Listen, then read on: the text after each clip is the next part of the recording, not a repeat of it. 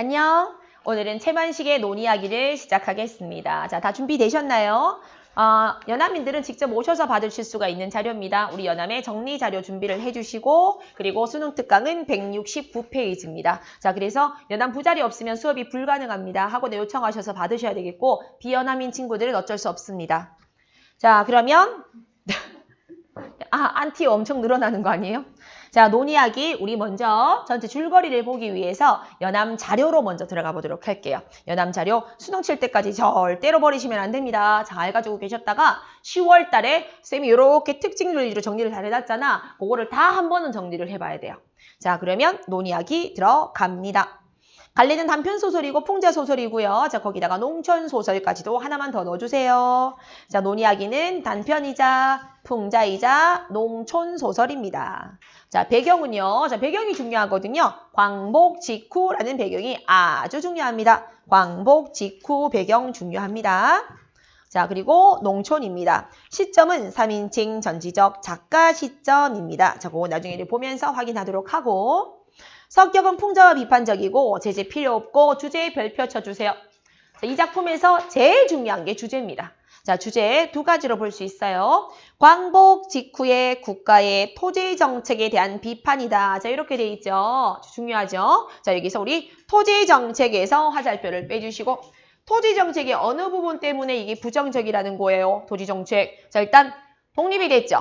독립되고 난 이후에 토지 제도 자체가 미흡했습니다. 토지 제도의 미흡.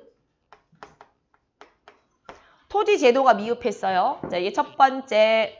두 번째, 토지 제도만 미흡한 게 아니고 남아있는 땅들을 기득권층이 다 뺏어갔다는 거야. 국가가 강제로 몰수를 해서 그것을 돈 있는 사람들한테 나눠줬다는 말입니다. 그러니까 부패한 정책을 말하는 거겠죠? 그죠? 그래서 부패한 없는 것도 문제지만은 부패한 토지 정책이거든요.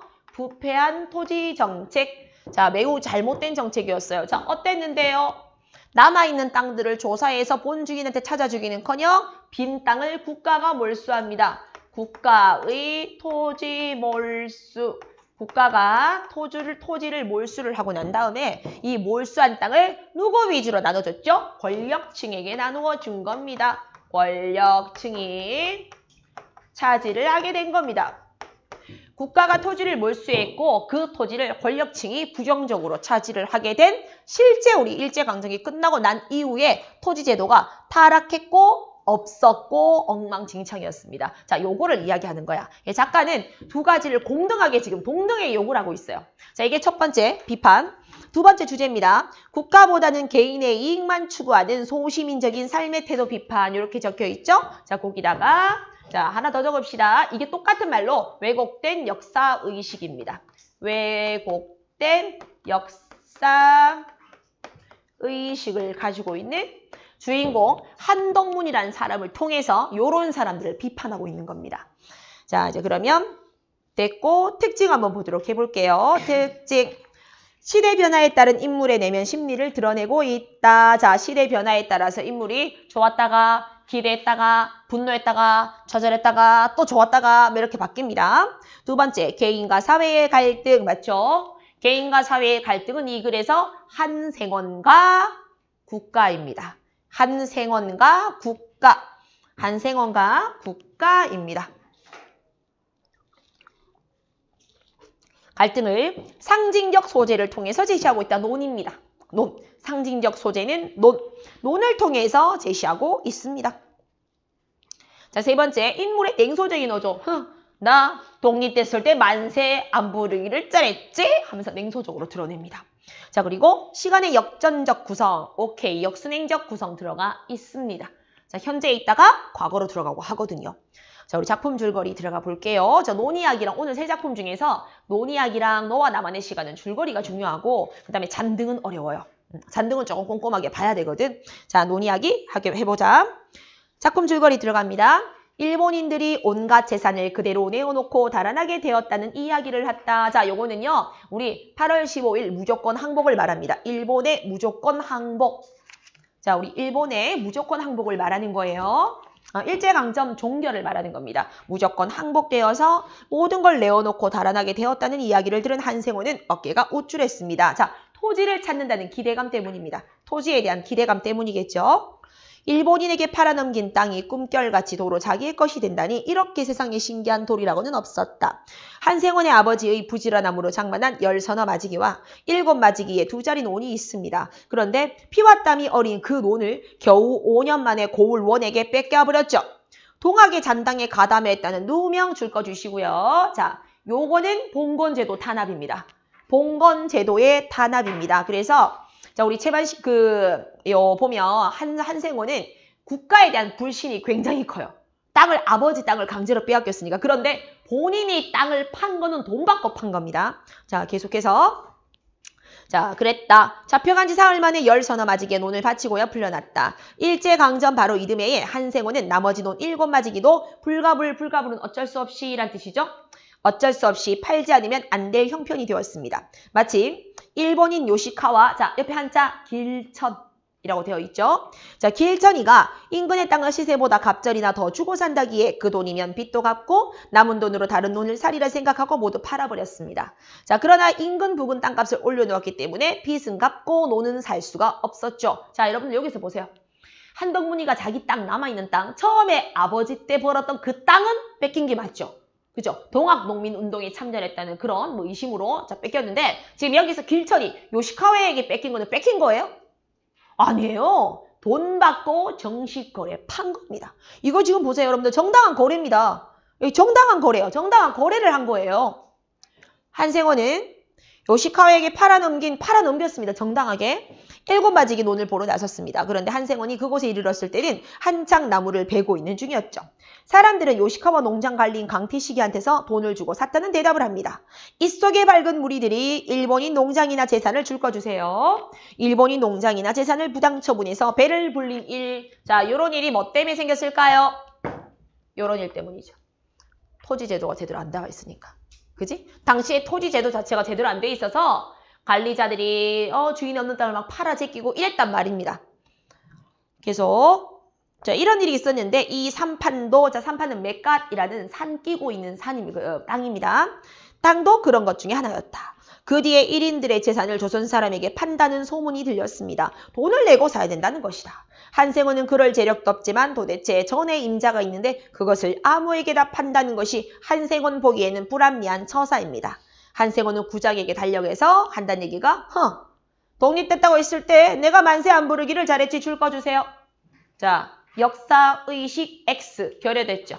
역사의식이 없습니다. 역사의식이 없는 거. 물론 땅을 뺏겼다고 칩시다. 그래도 나라는 독립이 돼야 되죠. 그죠? 요거는 국가가 나에게 도움이 되면은 국가는 존재하면 되고 아니면 필요 없다라고 보는. 야, 그 일종의 거의 제임스랑 같은 이론 아닙니까? 실용적인 관점으로 보고 있죠. 자, 이렇게 되고 제목의 의미 논 이야기에서 논은 삶의 터전이다. 이렇게 보시면 될 것 같고. 자, 뒤쪽에 보세요. 뒤쪽에 보시면 한 장 넘겨서 우리 저 요약 정리한 자료를 보시면 한덕문의 심리 변화가 나와주고 있죠.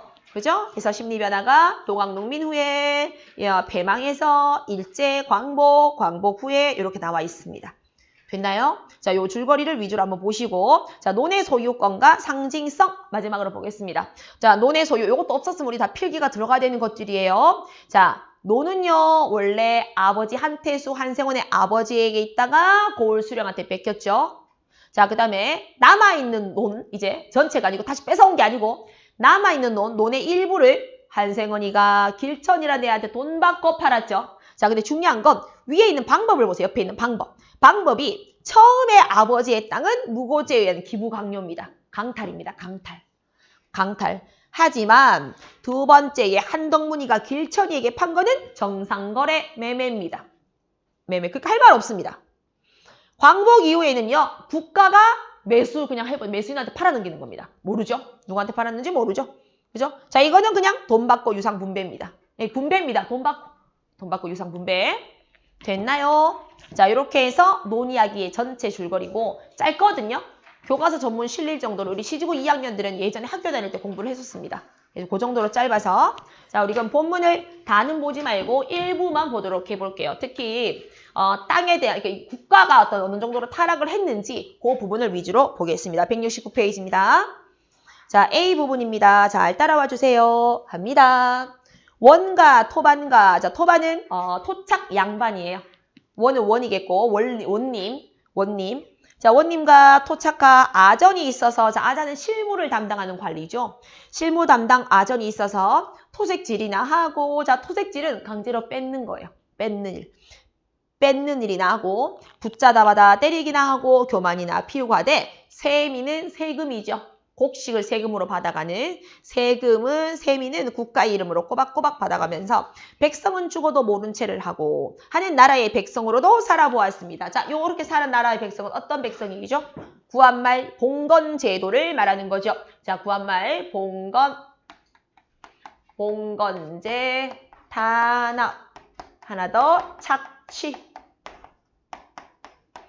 봉건제도 아래에서 탄압과 착취를 잘했던 조선시대 때를 얘기하는 거예요. 그러니까 즉 여기서 탄압과 착취를 한 거는 탐관오리들이겠죠. 탐관오리들. 자, 계속해서 천하오랑캐 애비와 자식이 맞담배질을 하고 남매 간에 혼인을 하고 뱀을 먹고 하는 외인들, 야만의 습성을 말합니다.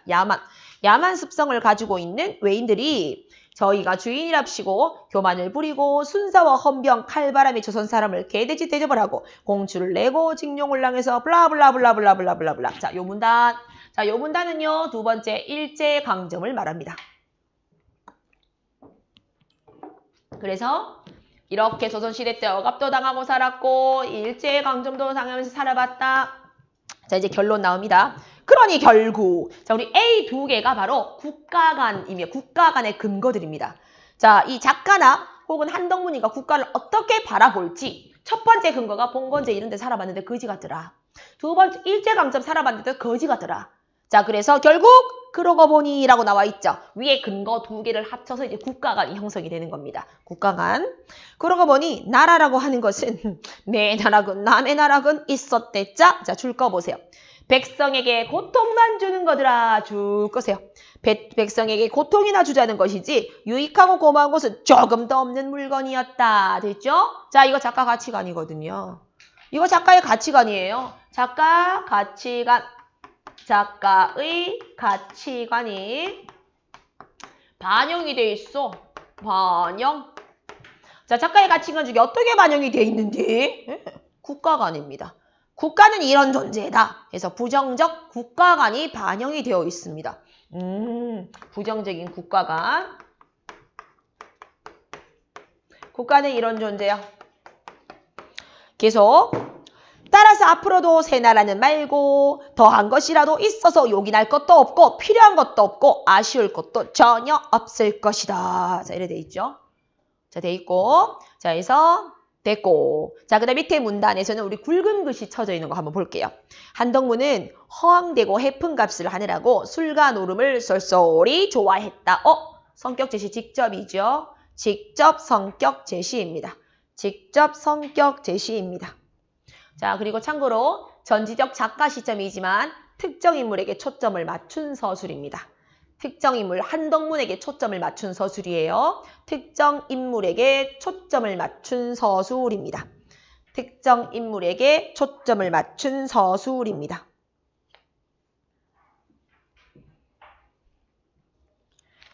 됐나요? 자, 그리고 이제 중략 이후에 뭐냐면 야, 이거 산 왜 자르는 거야? 왜? 우리가 길천이한테 샀는데 그거 길천이한테 가기 전에 원래 내 땅이었어. 당신 돈 받고 받았잖아. 이렇게 해서 신랑이 하는 게 나오게 됩니다.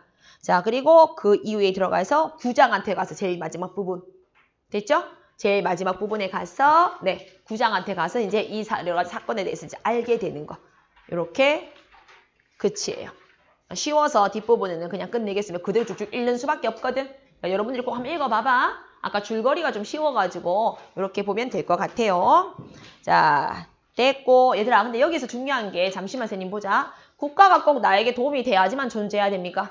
그건 아니죠. 그래서 여기서 국가가 잘못된 것도 맞지만 한덕문의 생각도 나에게 도움이 되면 좋고 아니면 필요 없다라는 식으로는 국가관 자체가 잘못된 거지. 지도 역사의식 자체가 왜곡됐다고 아까 얘기했었지. 그래서 한덕문도 비판의 대상이고 나라도 비판의 대상인 거야. 이 글은. 두 부류의 비판의 대상이 들어가 있다고 보시면 됩니다. 됐죠? 요렇게 논이야기 마무리하고 문제를 쌤님이 좀 문제를 묶어놨으니까 그 문제 몇 개 풀어가면서 특히 내신 들어가는 친구들이 몇 개 더 풀어봐봐. 네, 그리고 삼천제 당연히 푸는 것도 맞고 삼천제도 풀어야 되고. 자, 고생하셨습니다. 고생했어. 안녕.